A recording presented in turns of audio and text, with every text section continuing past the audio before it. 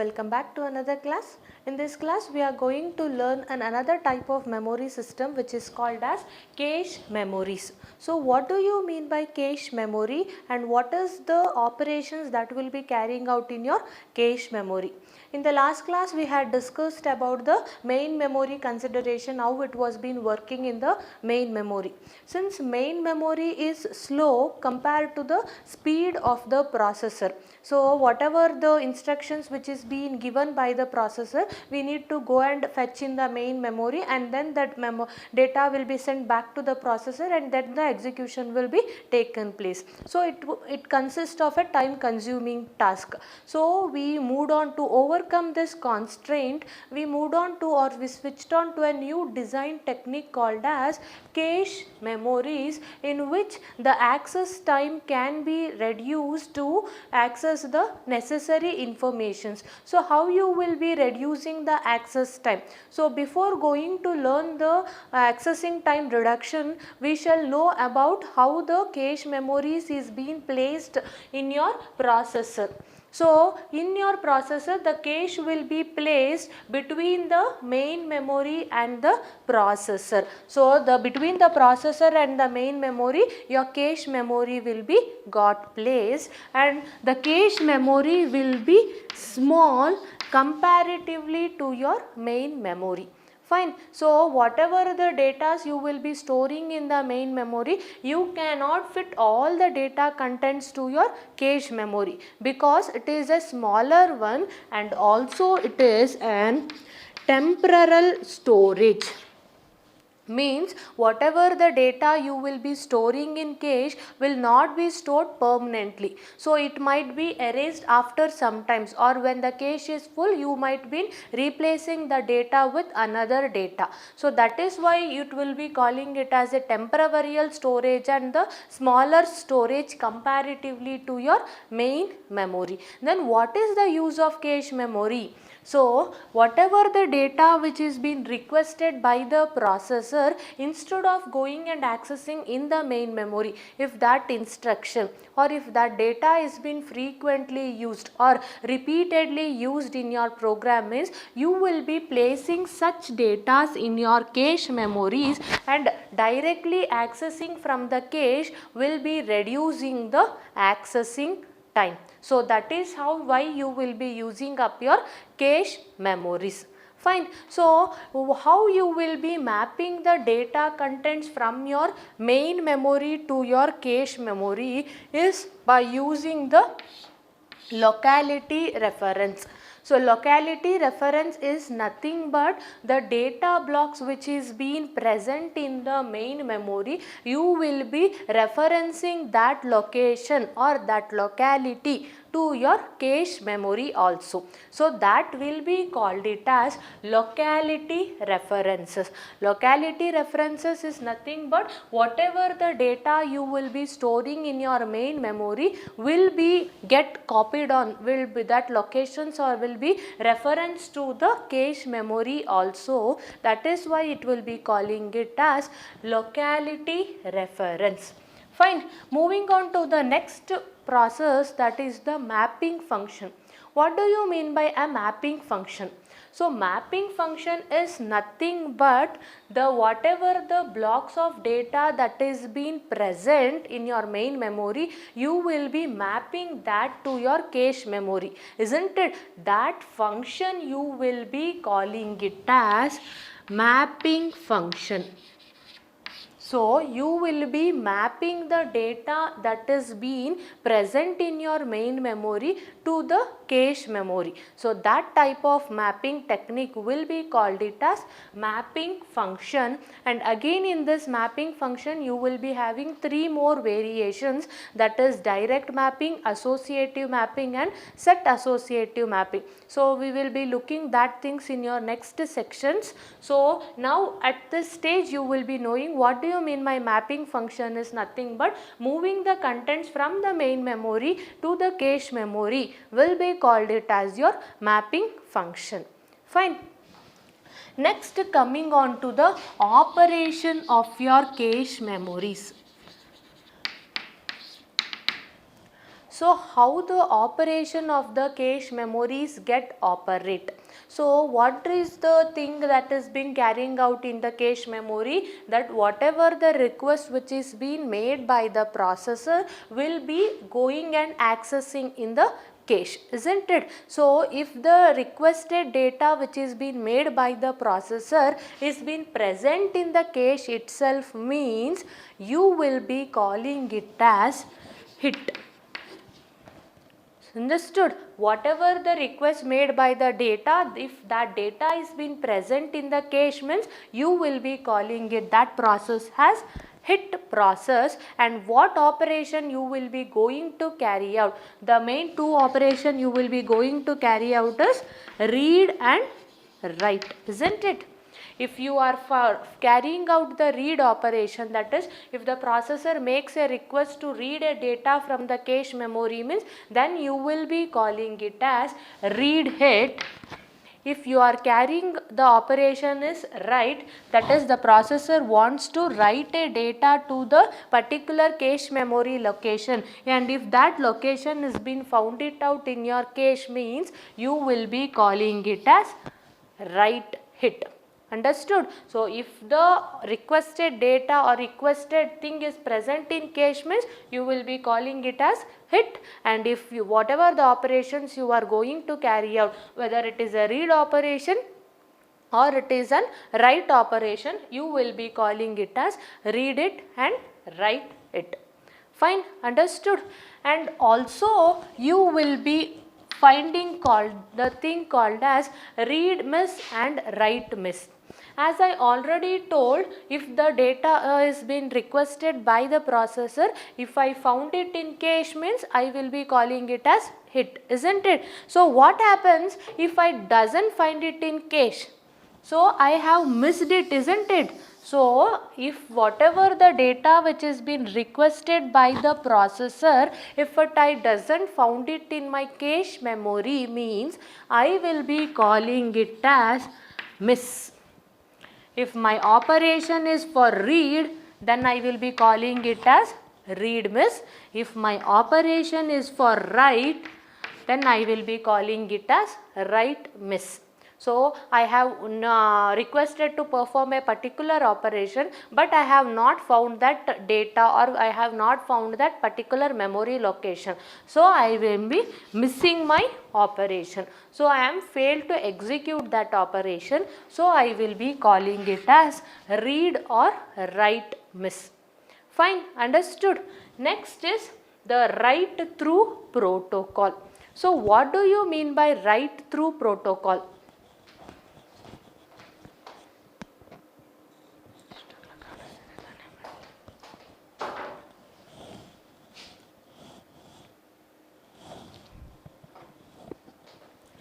Yes, the next is your write through protocol. What do you mean by write through protocol? So whether if it is your read operation, yes, whatever the request made by the processor, if it does not found in cache, miss, you will be calling it as miss, isn't it? Next, if you does not found it, what you will be doing? You will be going to your main memory and you will be searching for your particular data which has been present in the respective memory location, and you will be fetching that data and coming back to the processor. Isn't it? That was the thing which will be going to happen.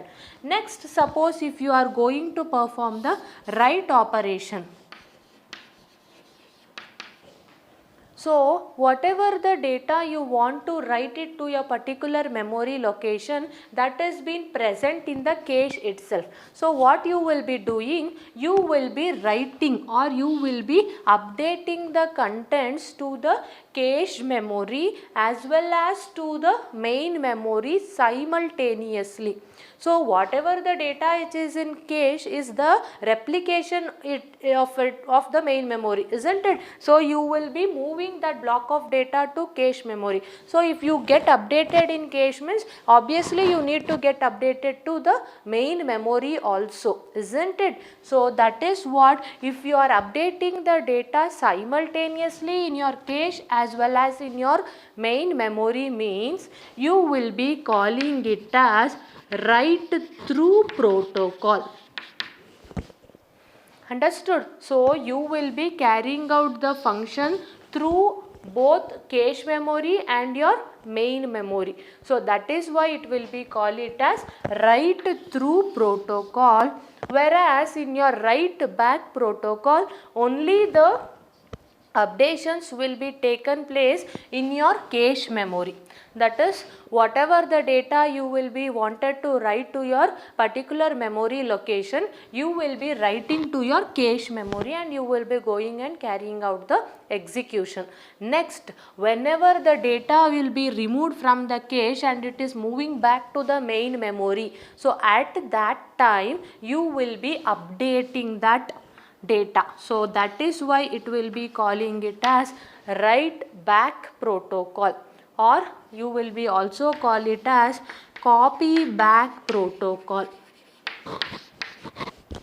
Understood? So you will be not updating the data simultaneously in your cache as well as your main memory. At first stage you will be updating in your cache memory, and in the second step that is when it has been removed from the cache and when you are going to move it in your main memory, at that time you will be moving the data from the cache to your updating the data from the cache to your main memory. So such type of updations will be done through write back protocol or copy back protocol.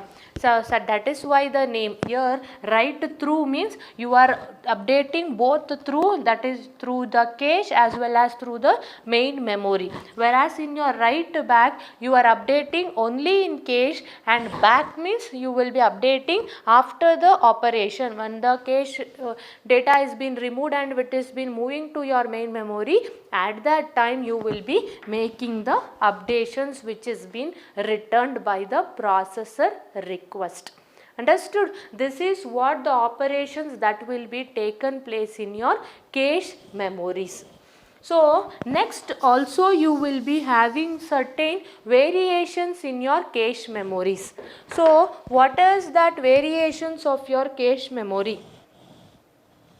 So in your previous class you might have been discussed that the cache has been two variations, that is your primary cache and the second one is your secondary cache.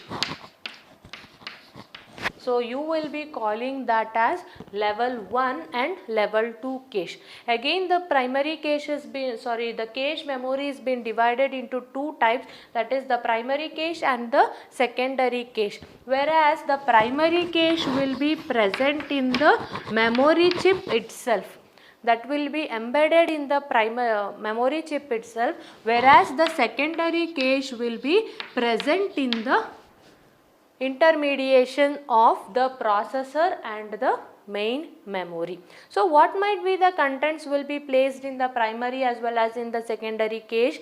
Yes, again the instructions or data which is been most frequently used, that data will be moved in the primary cache, that is your L1 cache, and less frequently used comparatively to the primary cache data, that data will be stored in your secondary cache, which is been called it as level 2 cache. So by using this differentiation, again the access time by the processor can be raised, isn't it? So again if the processor makes a request, again I need to go and search it for your cache memory. Again it might be some time consuming task. Still I need to increase my accessing speed. So what I did, I again divided my cache memories into two variations, that is the primary and the secondary. So in the primary, the most frequently and repeatedly used data or the instructions that will be stored in your primary cache, which will be called it as level 1, and that will be embedded in your processor itself. So it does not need and go and searching in your memories itself, it will be present in the processor and it will be carrying out its execution. Fine, this is what is all about your cache memories and whatever the operations that will be carrying out in your cache memories and the variations of your cache memories. Fine, so moving on to your next topic, that is the mapping functions. Moving on to the next topic, that is your mapping function. So as I already discussed, what do you mean by mapping function? That is moving the block of data from your main memory to your cache memory will be called it as mapping functions. So how you will be mapping the certain blocks of data of your main memory to the what cache memories. So that is, there will be of three types of mapping techniques. The very first is your direct mapping. So what do you mean by direct mapping? As the name itself is indicating, it is a direct mapping. So consider in this example, we have taken the cache memory of block size 127 blocks. Each block is capable of storing 16 words of data. As well, the main memory is of having the capacity of 4K blocks, that is each block is capable of storing 16 words of data, that is 64K size of your main memory. So in this, the complete 4095 blocks cannot be fitted into the main memory block, isn't it? So you will be having the certain cache memory. So how you will be mapping the blocks to the cache memory?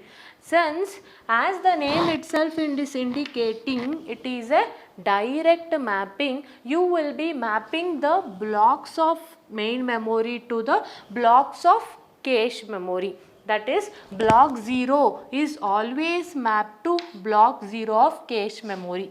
Block 1 is always mapped to block 1 of cache memory. Likewise, the block 127 will be mapped to block 127 of cache memory. Now it reaches with 128. Now there is no 128 blocks in my cache memory. So what I will be doing? I will be moving my block 128 again to my block 0. 129 to block 1, again 255, likewise 130 to block 2, likewise block 255 to 127. Likewise, in this order, that is in sequential order, I will be storing all my blocks of main memory to the blocks of the cache memories. So that is why the name has been called it as direct mapping function. So I am directly mapping 0 block to 0, 1 block to 1, 2 block to 2. So you might ask the question that the complete main memory blocks, how can it get fitted out with cache memory? No, it cannot get fit out with cache memory. As I already told, I will be not storing all the contents of the main memory in the initial stage itself.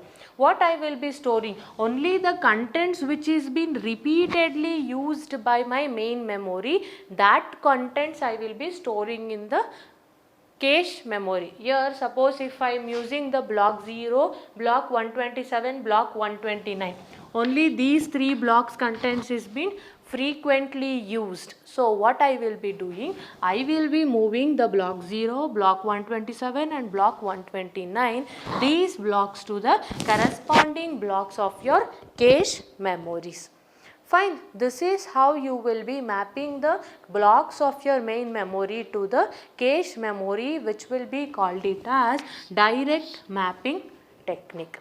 Understood? Fine. Next, coming on to the main address, since it is a 16-bit addressed memory location, the higher order bit of your main memory address will be always representing the tags of the each block. For each block you will be specifying the tags. So the higher order 5 bits will be specifying the tags of the cache memory, and the next 7-bit address will be representing the particular block of the main memory, and the last 4 lower order 4 bits will be representing the particular block. In that particular block, the respective word where the actual data operations need to be carried out. Understood? This is how the main memory address mapping will be taken place. Fine. So next type of technique is associative mapping.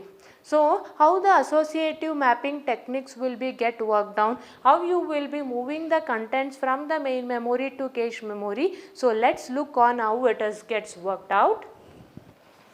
On to the next type of mapping technique, that is your associative mapping technique. So how the data will be mapped from the main memory to the cache memories? Yes, before going to look on it, why we have shifted to mapping, associative mapping, why we had not used with direct mapping? Yes, there are some of the flaws that you had found in your direct mapping technique. What might be the drawbacks? That is, whatever the data that was being stored from main memory to your cache memory, that is, as I already told, consider from the block 0, block 127 and block 129. These are the blocks which might be frequently used by the processor. So I was placing that blocks in the cache memory. So what happens in your direct memory? Block 0 should go and fit in block 0, block 127 should come and fit in block 127, again block 129 will be come and fit in block 2, I think, isn't it? Like that it was been happen in your direct mapping technique. So from block 0, next data I need to fetch was block 127. So the previously the left out blocks which is been used, which is not been used, it was been left freely. So this was one of the drawback that you had found it out in your direct mapping technique. Instead of wasting the blocks, if I use the block in the next immediate block of the cache memory. So that is why, to overcome that drawback, you moved on to the next type of mapping technique called as the associative mapping technique. So in your associative mapping technique, what you were doing is, you were not mapping the block 0 to 0, 1 to 1, no. You will be directly mapping the blocks in a random way, that is in your sequential order, how the data will be executed frequently. So if the block 0 is being get executed frequently, you will be storing it block 0. Next, if block 129 is been executing frequently, means you will be storing it in block 1. Next, if 256 block is been executed frequently, you will be storing it in block 2. Understood? Like this, you will be storing any number of blocks of main memory to any blocks of the cache memory. So by this, you can reduce the number of unused space of the cache memories, which was been a drawback in your direct mapping technique. So this type of mapping technique will be called it as associative mapping technique. Understood how the mapping was being done? It was not being considered the respective blocks to be get fit into the respective cache memories. Any number of blocks in the main memory can fit into the any number of the blocks in your cache memories also. Fine, understood. Next, coming on to the memory address of the associative mapping, that will be having only two fields. The first is your higher order address bit, the 12 bit will be representing the tag field of the cache memories. So in which tag the actual data word which the processor is being made requested is being present, and the lower order 4 bits will be representing the corresponding word of the particular tags. Fine, understood. This is how you were mapping the data from the main memory to your cache memories. Fine. So let's look on to the last type of your mapping technique, that is your set associative mapping. So what do you mean by set associative, and how the data is being mapped from the main memory to the cache memory? So let's look on how it is been working out. Last type of your mapping technique is your set associative mapping technique. So there is no much difference between your associative mapping and your set associative mapping. So whatever the mapping techniques you were doing from the main memory to your cache memory, the same thing will be done in the set associative also. So what you were doing in your associative, any number of blocks can be mapped onto any number of the blocks in your cache memory. This was how the mapping was done in your associative, isn't it? So in your set associative also, you can map any blocks of the main memory to any blocks of the cache memories. So next, why it is being called it as set associative? In cache memory, here you will be having tags for each block of the cache memories, isn't it? So you will be grouping the couple of tags, that is the two tags, group of two tags, you will be making it as a single set, and you will be giving the name for each set as 0, 1, 2, 3, like that you will be giving the set numbers. Okay, so instead of having two tags, you will be grouping two tags as a single set, and you will be giving the name to that particular set. So likewise you have grouped all the tags and you have made them as sets. In the cache memory, how many blocks you were found it out is in this example, you have 127 blocks. So 127 tags you were there in the cache memory. Instead of having 127 tags, you have reduced the 127 tags to 63 sets, isn't it? So instead of if whatever the request made by the processor, if I need to go and search in my cache memory, instead of searching 127 searches, I have reduced my search operation to 63. So this is how I reduced the number of searches and also I increased the access time. So that is why the name will be called it as set associative. Whatever the mapping which was been done as if like in the main memory will be moved to the cache memory, but in the cache memory you have reduced the number of searches by making the groups of tags called as sets. So that is why it is being called it as set associative mapping technique. Fine, understood. So in set associative mapping technique, the group of tags will be made it as set and each set will be given as the number. So instead of searching all the tags, you will be searching the number of sets. So the number of searches also got reduced and the access time got increased. Isn't it? So coming on to the main memory address, again here 16-bit address is been divided into 3 fields. The higher order 6 bits is being used to represent the particular tag of the cache memory, and the next 6 bit is being used to represent the particular set number, and the last 4 lower order bits will be used to represent the word of a particular block. So this is how I reduced the contents of my memories or the reduction of access time and increase the processor speed. Understood? So the cache memory itself will be increasing the processor speed. Again in the accessing time and processor speed was being increased. Again to increase my accessing time, what I did, again I divided my cache memory into 2 variations, that is your primary and secondary cache, whereas most frequently used data was been present in primary cache and less frequently was it been present in secondary cache. So again my access time and processing speed got increased. Again in my mapping functions also, in your direct mapping again my cache size was getting wasted. So I have shifted on to my associative mapping. In associative mapping I have reduced, I overcome the drawback of my direct mapping, and in direct mapping again I was need to searches for 127 searches. So again I found an idea to reduce the number of searches. So what I did, I grouped the tags of each blocks into a set and I reduced the number of searches, that is the number of searches which was 127 to 63.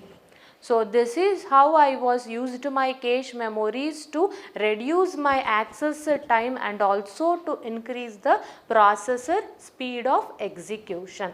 Fine, understood. This is all about your cache memories and mapping function techniques, and in the next class we are going to learn about the virtual memories, that is the next variation of your memory system. How again if I need to need to increase my memory size, what might be the variations or what might be the actions I can drawn up to increase the size of the memory. So we shall discuss that in your next class. Thank you all.